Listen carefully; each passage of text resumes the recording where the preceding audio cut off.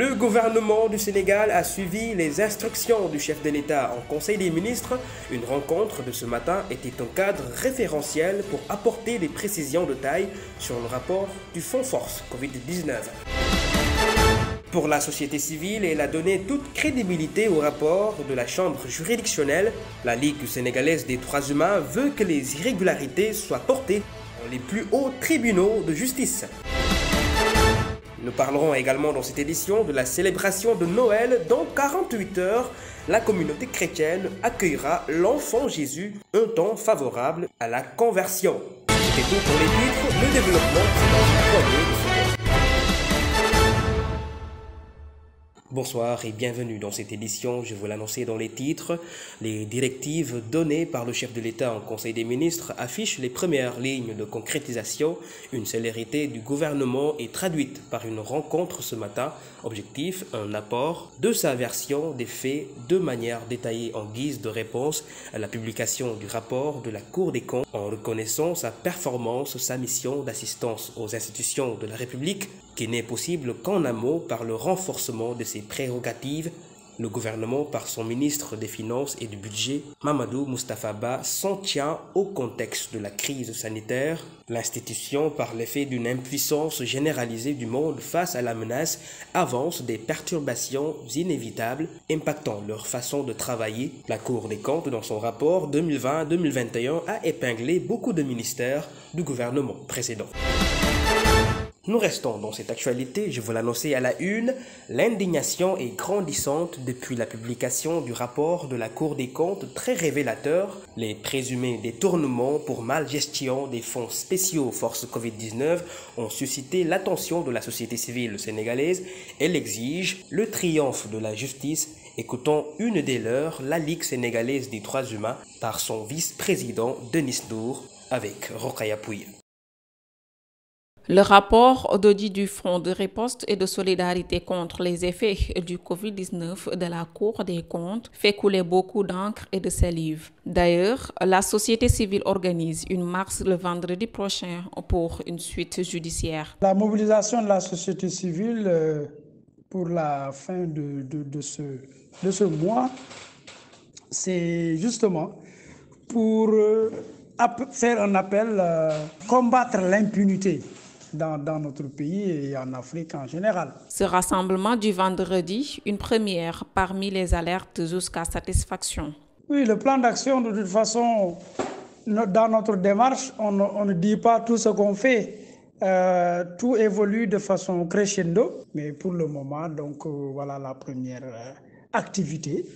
Voilà, en attendant la réaction du gouvernement. La société civile et ses organisations qui la composent émettent ces exhortations au président Macky Sall au nom de la transparence. Alors, par rapport aux instructions du président de la République lors de la dernière rencontre du Conseil des ministres, donc il a donné instruction au Premier ministre de suivre de près, en tout cas, ce qui a été dit dans ce rapport. Ce qui rassure, c'est que le ministre de la Justice en tout cas, fasse tout pour qu'il y ait des poursuites judiciaires par rapport à ceux qui sont vraiment en porte-à-faux avec la gestion de nos deniers publics. La sortie du rapport de la Cour des comptes, une affaire qui a surpris une bonne partie de la population sénégalaise. Raison de plus, cette dernière réclame une justice pour les personnes citées sur ce qui est perçu comme un scandale de détournement présumé révélé. Les avocats de Pape Alé Niang vont introduire une demande de liberté provisoire ce vendredi. D'après les informations de Dakaractu, le juge du deuxième cabinet, Mamadou Seck, a ordonné la levée du contrôle judiciaire qui a été prononcé le 14 décembre passé avant de décerner un mandat d'amener conformément aux dispositions de l'article 127 du Code de procédure pénale. Le journaliste d'investigation est poursuivi pour avoir participé après sa sortie de prison dans un live avec le youtubeur Mola Morgan, ainsi que des accusations tendancieuses contre le directeur général de la police nationale, le commissaire Seydou Bokariag. Une autre arrestation de journalistes ramenant le nombre à 2. Elle doit déférer à la convocation de l'adjudant Sow du commissariat de police de Mbour ce vendredi. Adama Diop, journaliste de Sud FM, a été arrêtée alors qu'elle dirigeait le rassemblement d'hier des accompagnants des femmes enceintes qui officient à l'hôpital de Grand-Bourg. Mouhamadou Mansour Barou, le professionnel de l'information, avait porté leur complainte pour ensemble dénoncer les maux de la structure qui s'enlisent depuis des semaines. Cette situation s'avère être un coup fumant qui n'a pas plu aux autorités dissidentes. Cette série d'arrestations des journalistes après Pape Alé Niang est perçue comme un moyen de musellement et de contrainte à la liberté de presse. Nous finissons avec ce reportage de cette édition. Tel que je vous l'annonçais tout à l'heure, Noël, la communauté catholique se prépare à accueillir le divin enfant Jésus. Sa naissance sera célébrée ce 25 décembre. Cette attente pressante sera un cheminement de foi vers une conversion. C'est dans cette atmosphère priante qu'on a retrouvé des fidèles à la cathédrale Notre-Dame des Victoires de Dakar par nos reporters ce matin, Alioune Badara Ndiaye et Basile Mané. Reportage. Mois de décembre, un mois de festivités et d'amour. La fête la plus marquante de ce mois est la naissance de Jésus-Christ. Dans 3 jours, la communauté chrétienne prépare activement pour l'accueillir. La fête de Noël, elle est très importante. Pourquoi? Parce qu'aujourd'hui, à Noël, nous accueillons le petit Jésus, notre prophète, celui en qui on a confiance et celui en qui nous attendons quand même grâce, bénédiction et beaucoup de bonnes choses. Noël, une solennité significative. Dans une communion intense chez les fidèles. Il est temps favorable aussi de création d'unité à raffermir. Et je suis en vacances en ce moment à Dakar pour les fêtes de Noël et de la fin d'année. Oui, bien sûr, on prépare la fête de Noël, on va fêter ça en famille. C'est pour ça que je suis venu à Dakar, pour voir le côté de ma famille qui est à Dakar et passer les fêtes avec eux. Cette joie manifeste à la venue du Sauveur ne peut aussi occulter et qui n'est pas non moins dans la vie de tout chrétien. Le comportement à adopter. Noël déjà c'est une joie. Et quand on dit préparer Noël, ça veut dire ça signifie beaucoup de choses parce que la préparation n'est pas qu'une préparation physique, c'est-à-dire l'ornement. Quand on voit un peu les coins des rues qui sont bien ornés, bien garnis parce qu'il y a une fête qui arrive. Mais Noël aussi c'est une préparation spirituelle. Spirituelle pourquoi? Parce qu'on prépare la venue de quelqu'un.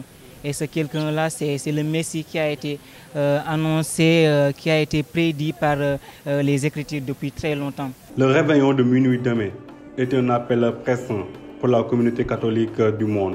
Au Sénégal, les musulmans sont à la fête du 25 décembre pour célébrer une tradition perpétuelle et commune depuis longtemps. C'est la fin de cette édition. Merci infiniment de l'avoir suivi. Dans un instant, vous aurez votre spécial Noël dans cet entretien consacré à cette solennité. Basile Mané qui reçoit Abbé Jacques Seck de la cathédrale Notre-Dame des Victoires de Dakar. M7 TV, par ma voix, souhaite une très bonne fête à toute la communauté catholique. Passez une excellente soirée.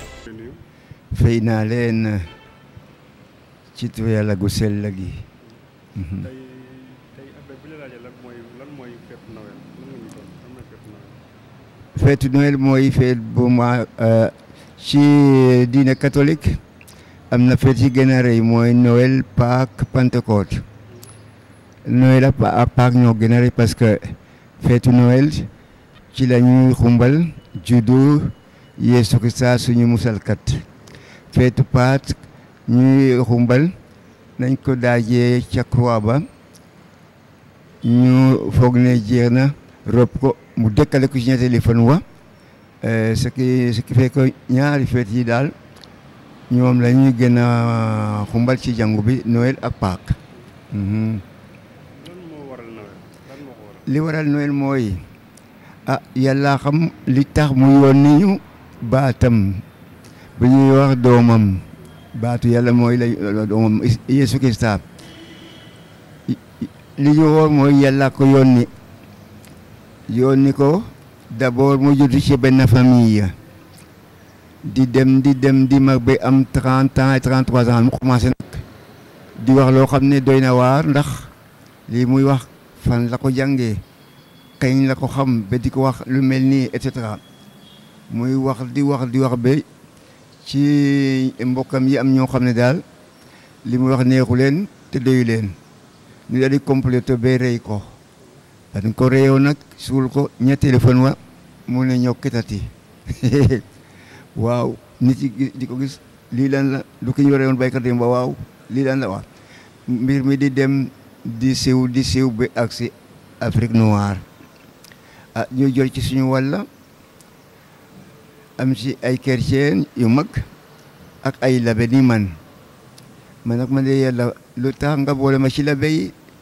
te yaakaar naa ci sumay maas maa ci gën a na sax waaye nag sa baaxay kenn xamul fu mu toll daal parce que li ma yàlla may mooy fale Palmarin 4 villages foofu suma famille nekk yetul jëkkul nekk catholique am na ñoo xam ne ñooñu gën a nekk catholique waaye pourtant man la yàlla jël ci baaxaayam ma jëkk a nekk Palmarin la première Palmarin may goree googu yàlla moo ma ko may ko suma famille te wax dëgg jomboon na ma ndax amoon na ay catéchiste ay séminaire yi du daan dem Ngazobil ak feneen ndax nekk la booba may dem di Nord Banjul pendant 7 ans ba am 15 ans su ga dugga école 15 ans xam na tardé waaye yàlla xam li mu def daal ba ma duggee ci njàng mi ma dem ba am brevet ma enseigné ñaari at entre temps vocation bi ñëw